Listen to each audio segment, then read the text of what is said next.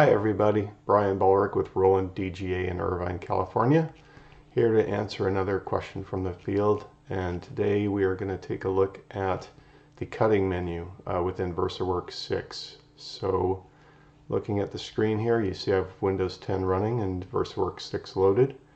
I've got a couple of jobs already in my queue. This auto shop job, I'm just going to double click and open it up and bring these settings into view a little better. And as you continue down the options on the left hand column, you'll finally get to one. If you hover over it, you'll see cut control. So that's the one we're going to look at today. So right off the bat, at the very top, operation mode, print and cut and print only, cut only. So very self-explanatory. So print and cut. So it'll do the printing first, then rewind and do the cut. Cut and print, very simply, do the cut first, then do the print. It's really dependent on what your options are, what your media might be and what your needs might be, but 90 times out of 100 you're going to do print and cut. The reason for that is it's better to let the ink hit and mate to the material and set, dry a portion, and then to continue on by cutting it, because the knife will then be piercing both the ink and the final material. About the only time I can think that you do a cut and print is there's a rare combination of materials. I think some of them are t-shirt type that this makes sense. Maybe they're very sensitive to the knife so that they might perhaps cause crazing or something where the pressure of the knife intersects. So you would then change it to cut first and then print. The only issues there, be careful of, which is you might want to include some dry time, because remember, if you're doing the cut first then the print, so the last thing that's happened is the print, and you've pre-cut, the ink, when you go to weed it, may have created a slight bond back to itself through the cut that's occurred. So just be very cautious when you weed anything that's done with a cut and a print. Next down is print only. So regardless whether or not this job has cutting data in it, you're simply telling the RIP disregard it, and I just want to print. And then of course cut only. Similar situation, disregard all the print data, I just want to cut. So there you go. So let's put it back to print and cut. This next one down is an interesting one, which I'll touch on real briefly. Cut all paths. You'll notice it's grayed out. The reason for that is, for that to be functional, you actually need to set that in the queue properties and save it as part of the queue. So what that means is anything you drop into the queue, if you've activated this as a default in that queue, any job that you bring into that queue from then on will always cut whatever it sees, every path, regardless if it's been programmed for cutting or not. If the design has any vector elements in it at all, it will actually cut them all. I'll show you an example of that at the very end of this demo, but we'll continue on from here. So that again is a rare instance and it's not used very often, but it's a powerful tool if you needed it. Next down, very simply, cut image boundaries. So I'm going to actually grow this design real quick. So again, I'm going to open it up and bring it back into screen here and say, I'm just simply did a fit to media so that it gets rather large, and I'm going to grow this a bit more and we will expand it to fill the screen. So now we have a nice big view of this print and cut design. I'm going to go back down to the cut menu. Notice if I say cut image boundary and I click off, that blue designation to show that that was the active selection is now blinking red. And that indicates that is now just a common cut path. I can, if I choose, make the image boundary cut a perf cut by simply clicking on it and turning this feature on in the controls here. And you'll notice that it changed from red to gray. This is really an important designation, and I'll explain. Everything that's in a red, that's a animated line segment here, we call them the dancing ants. Those are going to be standard cuts. So that is where the knife simply drops once, continues a complete object, and then lifts. That is a contour cut. and then the other ones, which are gray along the perimeter now, have been programmed to be perf cuts, perforation cuts. So this is where, with the correct programming, which I'll explain in a bit, the knife will drop into the material at two different depths. You'll program a depth that cuts just into the material, and then there's a secondary cut that cuts completely through the backing paper that the material's carried on. These are really intricate, and they have to be set precisely. I can't emphasize that enough. It's very, very important. If you do not set some of these pressures correctly, you'll actually cause slight damage to what is called the cutting protection strip. It's a strip of hard Teflon, usually in our printers, that sits on the bed of the machine underneath where the material sits. And when the knife, if it were to go through and be too deep, it will cut into that strip. Well, the problem is, if you do that enough, you start to create what is a wear groove in the area that you've accidentally cut into in the Teflon on the strip. So you create this channel, this opening, this gap. Instead of a nice hard surface for the knife to press down on the material and be able to cut, it'll actually start piercing the material and expose itself through to the other side into the Teflon area. It can cause jamming. So a good example is, if you see a lot of jamming occurring on your machine, do a visual inspection on that strip simply by getting a good flashlight and just get close to it and inspect it. And what you're looking for, what should be there, is a Teflon strip that has no wear marks across it. If you see that it's got gouges, that's your knife that's pierced too deep, and it's caused basically damage to the Teflon strip, and it should be replaced. That is a replaceable part available through Roland and your service providers. So again, it's just some tips. But again, that explains the difference between the red and the gray dancing ants, or the contour cuts and the perf contour cuts.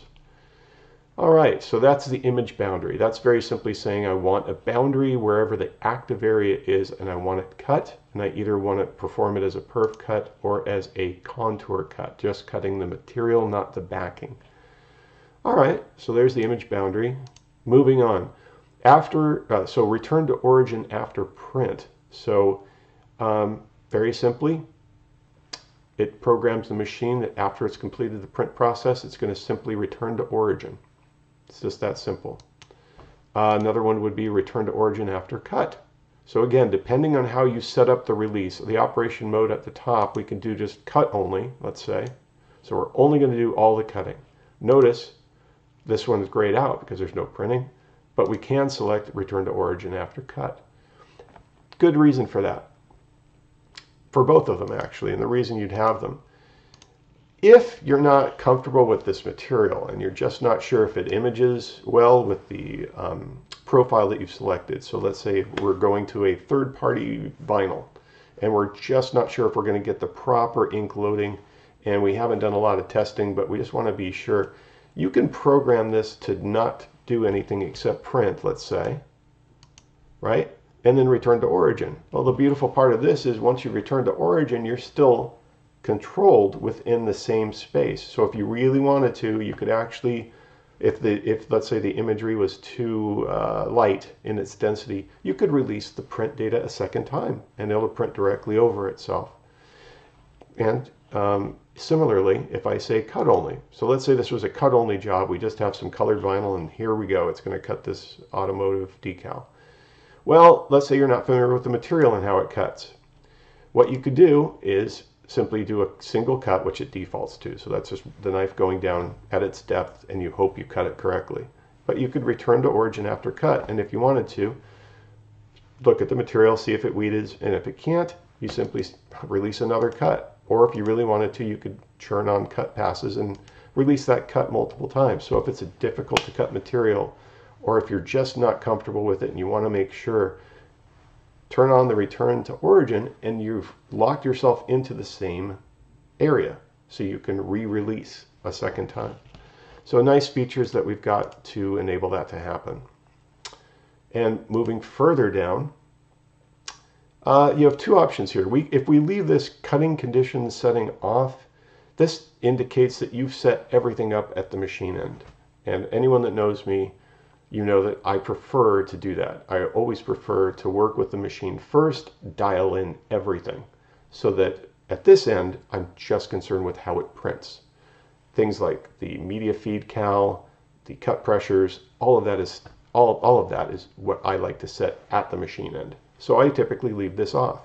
But if I feel like I'm not sure, or I want to change it, maybe I've set the machine the way I want it to, and then just by chance I think about it a second time, I'm sitting here and I'm like, you know what, I think I want to kick it up a little bit. Maybe I want to increase the cutting force. So here we go.